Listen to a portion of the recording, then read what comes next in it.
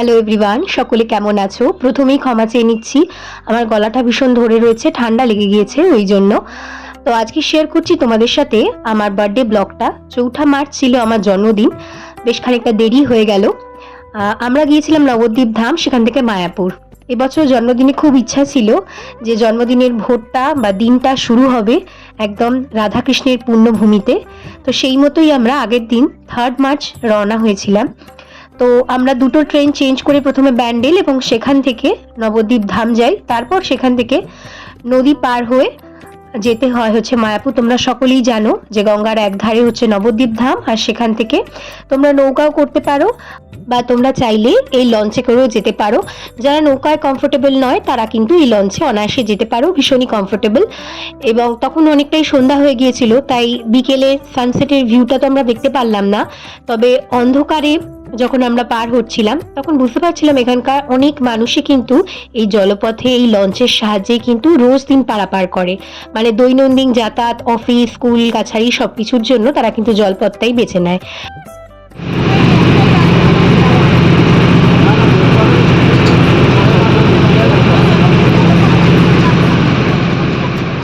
নদী পার করে মায়াপুরে নেবে জেটির কাছ থেকে আমরা টোটো ধরে নিলাম।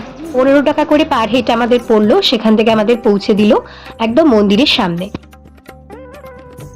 প্রথম থেকে ইচ্ছে ছিল যে মায়াপুরি ইসকন মন্দিরের ক্যাম্পাসের মধ্যেই আমরা থাকবো, যাতে খুব তাড়াতাড়ি সকালবেলা উঠে আমরা আরতিগুলো গিয়ে অ্যাটেন্ড করতে পারি। এবং আগে থেকে আমরা কোনো প্ল্যানিং করিনি, সেজন্য কোনো হোটেল বুকিংও আমাদের করা ছিল না, ইনস্ট্যান্ট গিয়ে আমরা হোটেল বুক করেছি। এই জন্য মায়াপুরে কিন্তু প্রি হোলি সেলিব্রেশন প্রায় স্টার্ট হয়ে গেছিল। দোলের সময় তো প্রচণ্ড ভিড় হয় এখানে, কিন্তু দোলের আগেও এই সময় কিন্তু এখানে নবদ্বীপ পরিক্রমা এবং গৌড় উৎসব চলছিল, যার জন্য বেশ চারদিকে পরিক্রমা চলছিল, সুন্দর করে আলো দিয়ে সাজানো ছিল গোটা মায়াপুর, বেশ ভালো লাগছিল। এবং ভাগ্যক্রমে আমরা ওখানে গিয়ে নামহট্ট ভবনে কিন্তু রুম পেয়ে গেছিলাম। তোমাদের সুবিধার্থে আমি নামহট্ট ভবনের বাইরের বিল্ডিংটা একটু দেখিয়ে দিচ্ছি। যার একদিক দিয়ে বেরোলেই কিন্তু তোমরা পাবে মেন রাস্তা, আর একদিকে হচ্ছে মন্দিরের ক্যাম্পাস। এটা হচ্ছে ভেতরে ঢুকেই এখানে একটা তুলসী মঞ্চ রয়েছে, খুব সুন্দর করে আলপনা দেওয়া রয়েছে, আর এই হচ্ছে সমস্ত রুমগুলো পরিষ্কার পরিচ্ছন্ন, আয়তনে বেশ বড়, খুব যে বিলাসবহুল তা নয়। তবে এখানে যে লিফট রয়েছে সেটা কিন্তু সকলের জন্য নয়, এটা ওরা পার্সোনাল কাজেই শুধুমাত্র ইউজ করে। যারা মায়াপুরের গদা ভবনে গিয়ে বুকিং পাবে না বা রুম অ্যাভেলেবেল পাবে না, তারা কিন্তু নামহট্ট ভবনে অনায়াসেই থাকতে পারো। কারণ নামহট্ট ভবন থেকে একদমই হাঁটা দূরত্বে তোমরা কিন্তু মেইন ইসকন মন্দিরে সমস্ত আরতি গিয়ে অ্যাটেন্ড করতে পারবে। হোটেল বুকিং সংক্রান্ত ব্যাপারে একটা গুরুত্বপূর্ণ তথ্য না দিলেই নয়, সেটা হলো মায়াপুরের যে কোনো ভবনেই চেক ইন করার সময় কিন্তু নিজস্ব আইডেন্টিটি প্রুফ থাকা খুবই দরকার। ওটা ছাড়া কিন্তু চেক ইন করা সম্ভব হবে না, সুতরাং প্রত্যেকে কিন্তু নিজের একটা আইডেন্টিটি প্রুফ অবশ্যই ক্যারি করবেন। মায়াপুরের প্রত্যেকটা ভবনেই মোটামুটি একই নিয়ম। এখানে চেক আউট টাইম সকাল 8টা, চেক ইন টাইম সকাল 10টা, আর রাত্রি 10টার মধ্যে কিন্তু ভবনের দরজা বন্ধ হয়ে যায়, সুতরাং আপনাদেরকে রাত্রি 10টার মধ্যেই ঢুকতে হবে। এই মায়াপুরের মন্দিরের ক্যাম্পাসের মধ্যে কোথাও কিন্তু ননভেজ অ্যালাউড নয়। ঘরে এনে খাবার এনেও আপনারা খেতে পারেন, কিন্তু সেক্ষেত্রে অবশ্যই সেটা ভেজ হতে হবে। প্রত্যেকটি ভবনের বেশ কিছু গাইডলাইন্স এবং রুলস রয়েছে, যেগুলো কিন্তু আপনাদের মেনে চলতে হবে। এই ক্যাম্পাসের মধ্যে এবং ভবনের মধ্যে কোথাও কিন্তু স্মোকিং করা বা drinking alcohol is strictly prohibited, তো সেগুলো একটু মেনে চলার অবশ্যই চেষ্টা করবেন।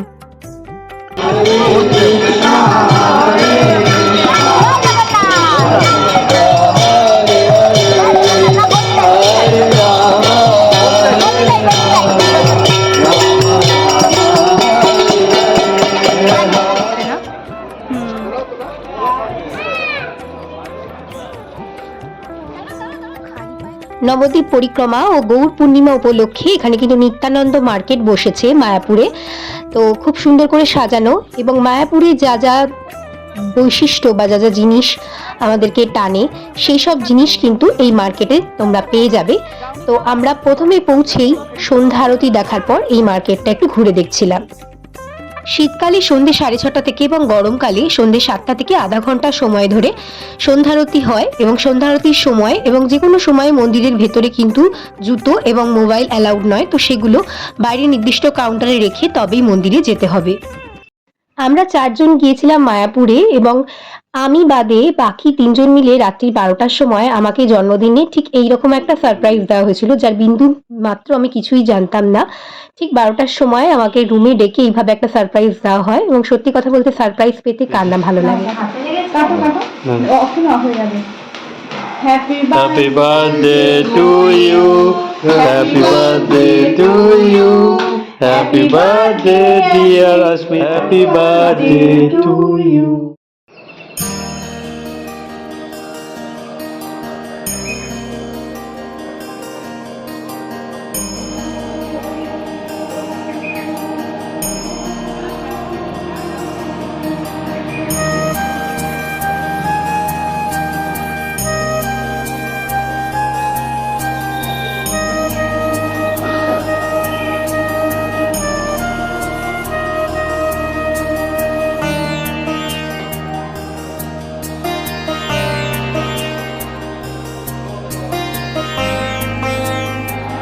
হরে Krishna, good morning everyone.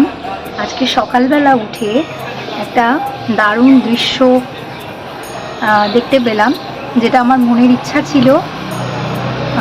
Gopal Shrikrishna যাই বলো, পূর্ণ করেছেন আজকে আমার শুভ জন্মদিন। আর সকালবেলা ঘুম থেকে উঠে যদি এমন সুন্দর মায়াপুরের মন্দির দর্শন হয় এবং তার সঙ্গে এমন সুন্দর সূর্য উদয়, এবং সকালবেলা 4:30 থেকে আমরা গেছিলাম যে সকালবেলা মর্নিং আরতি হয় সেটা দেখতে। এরপর 7টা থেকে আবার যাব সেখানে দর্শন করতে শ্রীকৃষ্ণের। তো আজকের আকাশ খুব সুন্দর পরিষ্কার, অসাধারণ সুন্দর একটা সূর্যোদয় হয়েছে, আর সামনে এমন মন্দির। হরে কৃষ্ণ।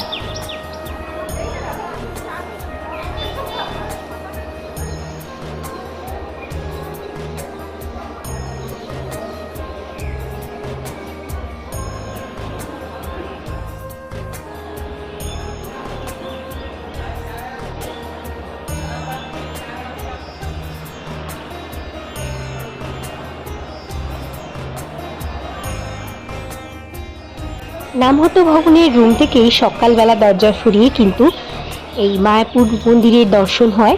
আগেই বলেছি, গেট দিয়ে বাইরে এক পা গেলেই তোমরা মেন রাস্তা পাবে, সেখান থেকে তোমরা সকালে চাও খেয়ে আসতে পারো। যারা সকালের মর্নিং আরতিটা অ্যাটেন্ড করতে চাও, সকাল 4:30 থেকে কিন্তু শুরু হয়, সেই বুঝে তোমাদেরকে উঠে পড়তে হবে।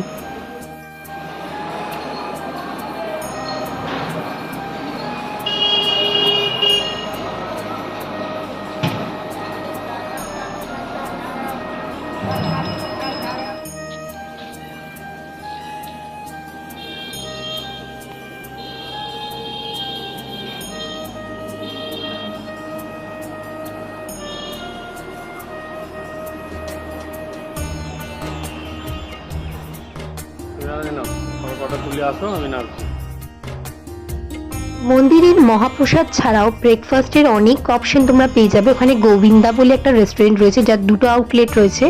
এখানে সবই ভেজ, তবে ভেজে অনেক অপশন পেয়ে যাবে, ধোসা থেকে শুরু করে বার্গার, স্যান্ডউইচ।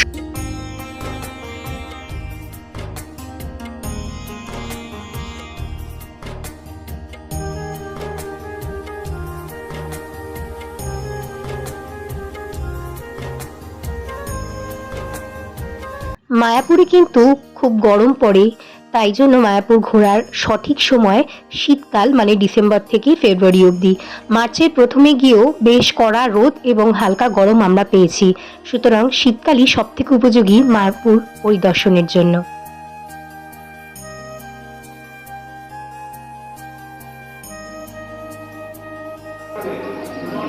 মায়াপুরে যারা স্টে করছেন তাদের বলবো, সকাল সকাল মন্দিরের আরতি দর্শন করার পর যখন এদিক ওদিক ঘুরছেন, বেলা 9টা-10টা নাগাদ কিন্তু ভিড় এড়াতে মহাপ্রসাদের টিকিট গদাভবন থেকে কেটে নিন।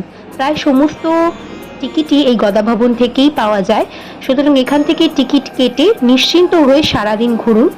আমাদের সকালবেলা আমরা গদাভবন থেকেই আমাদের মহাপ্রসাদের টিকিট কেটে নিয়েছিলাম। পার হেড 70 টাকা বা 120 টাকা এইরকম করে পড়ে মহাপ্রসাদের খরচা। তো সেইটা কেটে নিয়ে সারাদিন নিশ্চিন্তভাবে ঘুরে বেলা 1টা থেকে 2টোর মধ্যে কিন্তু লাইন পড়ে যায়। তো সেই সময় কিন্তু আর টিকিট পাওয়া যায় না, তাই একটু সময় করে আগে আগে টিকিটটা কেটে নিয়ে নিশ্চিন্ত মনে মায়াপুর পরিভ্রমণ করুন।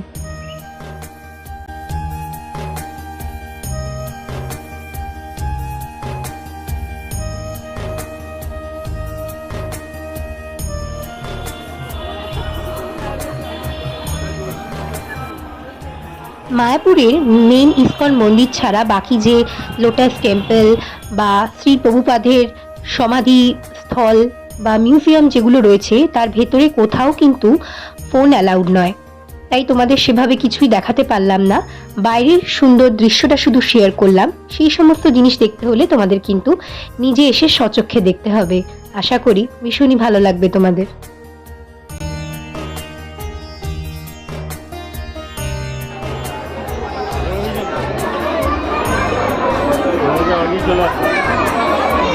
এই যে দেখতে পাচ্ছ ঠিক এইভাবেই ঘুরিয়ে ঘুরিয়ে লাইন দিয়ে কিন্তু মহাপ্রসাদের গ্রহণের জন্য সকলকে ঢোকানো হয়। আবারও বলে দিই, সময় 1টা থেকে 2টোর মধ্যেই কিন্তু ওই লাইনে দাঁড়ানোর চেষ্টা করবেন, কারণ 2টোর পর কিন্তু ওরা আর ভেতরে ঢুকতে দেয় না। লাইন দেওয়ার পর এখানে ঢুকে এইভাবে প্রসাদ গ্রহণ করার জায়গা। বয়স্ক যাদের পায়ে ব্যথার সমস্যা রয়েছে তারাই একমাত্র ওপরে বসতে পারেন, বাকিদের কিন্তু নিচে বসে মহাপ্রসাদ গ্রহণ করতে হবে। আমাদের 70 টাকার টিকিট ছিল, আর এই টিকিটে ছিল ভাত, মুগ ডাল, 2 রকম তরকারি, বড়ি দিয়ে একটা মূলোর তরকারি, একটা ফুলকপি পনির দিয়ে তরকারি ছিল। ভাত রুটিও সঙ্গে নিতে পারেন, আমরা কেউ রুটি নিইনি। আর শেষ পাতে ছিল পায়েস। খাবারের কোয়ালিটির কথা বলবো, প্রভু স্থানে খাওয়ার নিয়ে কোনো রকম অভিযোগ করা যদি উচিত নয়, তবে আমার বেশ ভালোই লেগেছে। 70 টাকা অনুযায়ী মহাপ্রসাদ বেশ ভালো। মহাপ্রসাদ গ্রহণ করার পর কিছুটা মায়াপুর দর্শন করে তারপর সেদিনই আমাদের বাড়ি ফেরার কথা ছিল। তো বিকেলবেলা যথারীতি আমরা নদী পার হয়ে কিন্তু মায়াপুর থেকে নবদ্বীপ ধামের দিকে ফিরছিলাম, এবং এই সময় কিন্তু সূর্য অস্ত যাওয়ার পালা। সূর্যাস্ত আর সূর্য উদয় দেখতে আমার ভীষণ ভালো লাগে, তাই সেই মুহূর্তটার সাক্ষী হলাম আমরা সকলে। আবার